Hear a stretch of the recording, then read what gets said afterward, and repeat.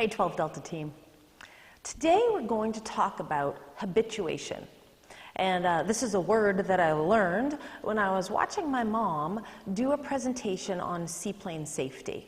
She has a new website called offfieldflying.com, and on this website she and I are developing some safety seminars for seaplane pilots. And so we're going to relate habituation to your food in a second, but I want to tell you this story.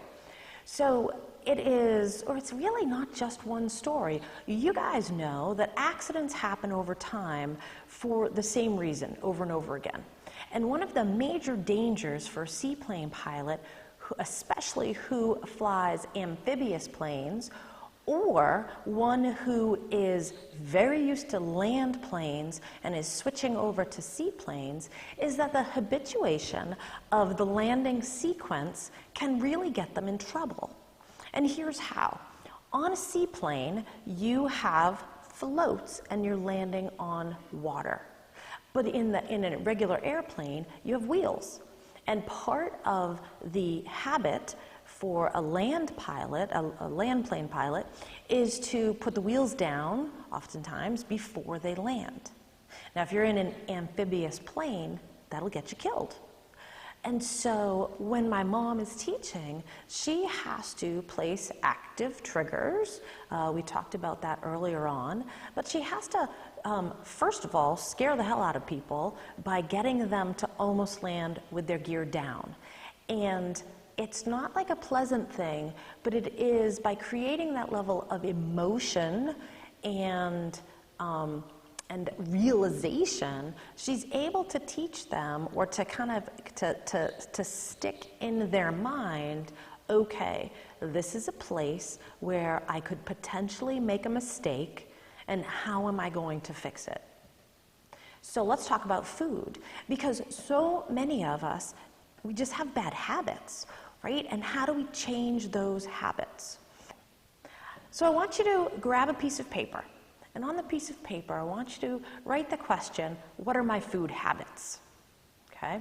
And then maybe as some bullet points, right under there as stress, emotion, nighttime, on the road. You know, so give yourself, I think those 4 things are probably pretty accurate for most people as times where their habits get them in trouble. You know, when you're on the road, and are you going to stop at, are you going to pull into a fast food place and get, you know, a burger and fries? Or are you going to, see if maybe you could go get some chicken at Hanford or a salad somewhere? Like, what are your on-the-road habits? Are they good, or are they bad? You know, what are your nighttime habits? Are they good, or are they bad? And what are your shopping habits? Because shopping habits can really affect your success or failure. So take a little bit of time and write down what your habits are, and now go back through them when you're done and check off if they're good habits or bad habits. And if you have a good habit, high five for you, nice job. But if you have a bad habit, how are you going to change it? If you're buying the wrong things, then that's a pretty easy substitution. But let's say, you know, like my chips are my thing. And I know that if I'm going to get in trouble, it's going to be chips at night. Like, that's the thing that's going to get me in trouble. So last week, I looked at the stupid chips and I was like, all right, fine, I won't buy you. And I came home, my husband bought them instead because he saw that I didn't. So, you know, whatever. We all have our little ways of sabotaging ourselves. But anyway, so habituation around your food, that's what I want you to focus on this week, and see if you can make some great changes that will serve you in the future. And one of the things that really worked for me as far as changing my habits around food was, what did I really want the end result to be? Does it serve me to eat ice cream every night if I know that when I wake up in the morning, my joints hurt, my inflammation is better, my inflammation is better, my inflammation is high, which is making my joints hurt, and I just completely blew the 500 calorie workout that I did during the day.